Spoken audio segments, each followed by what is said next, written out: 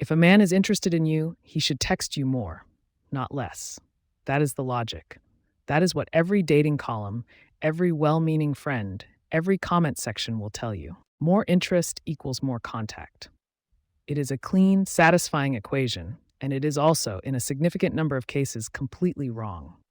Here is the cognitive itch I want to plant early. The sudden silence you are staring at right now, the unanswered message, the read receipt with no reply, that silence is not always the absence of feeling.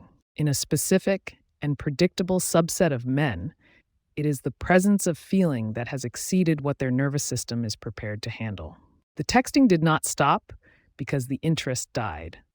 It stopped because the interest arrived too fast, hit a system that was not braced for it, and triggered a shutdown response that has nothing to do with you and everything to do with a threat detection circuit that is millions of years older than the smartphone in his hand. This is not a comforting reframe I am offering you to make you feel better. It is a testable, observable pattern, and by the end of this session, you will be able to recognize it the moment it happens, instead of 6 weeks into the confusion. Let me introduce you to a composite case I will call Daniel and Rachel, a pattern reconstructed from recurring behavioral reports across dozens of similar situations. For 3 weeks, Daniel texts Rachel constantly, good morning messages, memes sent at 11 p.m., long voice notes about his day. Then they have what Rachel will later describe as the best date we'd had. Nothing dramatic happened. No fight, no red flag, no third party. He walked her to her door. There was a real moment of eye contact, a pause that lasted 1 second longer than a pause usually lasts. He said goodnight. He did not kiss her. The next morning, nothing. No good morning text. Rachel checks her phone 4 times before 9 a.m. By that afternoon, she has reread the entire text history, looking for the moment she did something wrong. She finds nothing because there is nothing to find in the transcript. The break did not happen in the words. It happened in Daniel's nervous system, in the 11 hours between the doorstep and the next morning, in a location no transcript can show you. Here is the detail worth sitting with. Rachel notices, rewatching that final moment in her memory, that Daniel's jaw had tightened slightly right before he said goodnight. Not anger, not disinterest, a micro clench, the kind of thing you would miss if you were not looking for it. The same muscular signature you would see in someone bracing for impact. What happened between the doorstep and the disappearance?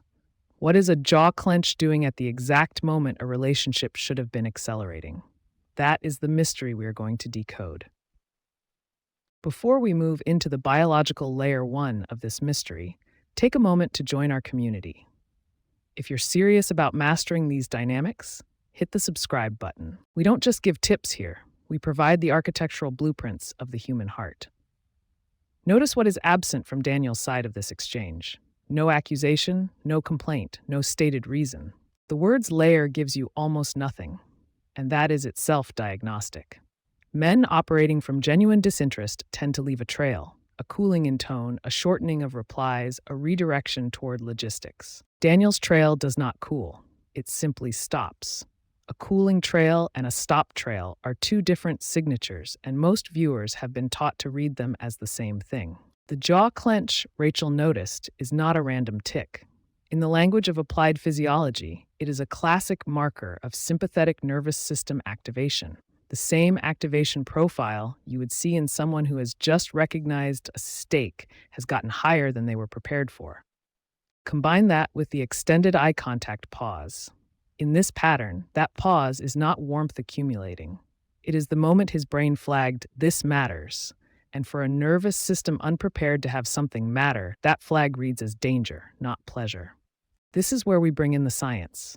The human limbic system, the older, faster, nonverbal part of the brain responsible for threat detection, does not distinguish cleanly between "this could hurt me" and "this could hurt me if it goes well and then ends."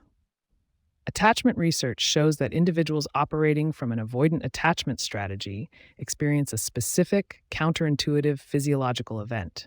Their stress hormones spike, not when things go badly, but when intimacy escalates successfully. The date went well. The eye contact lingered. His limbic system logged that as an increase in exposure, not an increase in safety. In evolutionary terms, deep attachment historically meant deep vulnerability. to loss, to betrayal, to being genetically or socially exposed. A brain wired by that history does not require modern reasoning to react. It reacts first and rationalizes never, because for most of human history, there was no need to rationalize a fast, silent retreat from vulnerability. It simply worked. So the pattern is this: proximity to genuine connection triggers a threat response in a nervous system unprepared for it. And the fastest, lowest cost way for that nervous system to reduce the perceived threat is to reduce the contact. The texting does not stop because the feeling is absent. In this pattern, it stops because the feeling briefly became too present.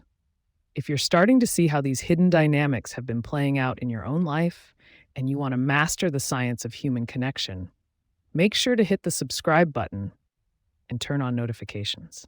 Here at the Core Dynamics, we don't just give dating tips, we decode the biological truth so you never have to guess again. Join the community now so you don't miss our next deep dive. Before we move into the roadmap, I want you to do one thing. If any part of this, the sudden stop after a good moment, the jaw clench, the silence with no explanation, has happened to you, hit like on this video and comment the word decode below. I read every one, and I want to see how common this exact pattern actually is. If you recognize this pattern in your own situation, here is the logical sequence to follow. Not to chase him, but to correctly read what is actually happening and respond with precision instead of panic. Separate the event from the interpretation. The silence is data. Your 6-hour spiral of what did I do wrong is not data. It is a story your own nervous system is generating to fill an information gap. Write down only the observable facts with no interpretation attached. Do not increase pursuit. In this specific pattern, increased pursuit is read by an already activated threat system as increased exposure, which deepens the retreat. This is counterintuitive because your instinct is to close the gap. Closing the gap here does the opposite of what you want. Hold your own baseline. Continue your week exactly as you would have if this contact had never started. This is not a manipulation tactic. It is a diagnostic tool. A nervous system that is regulating itself will typically reapproach on its own timeline once the perceived threat has metabolized. A genuine disinterest will not reapproach at all.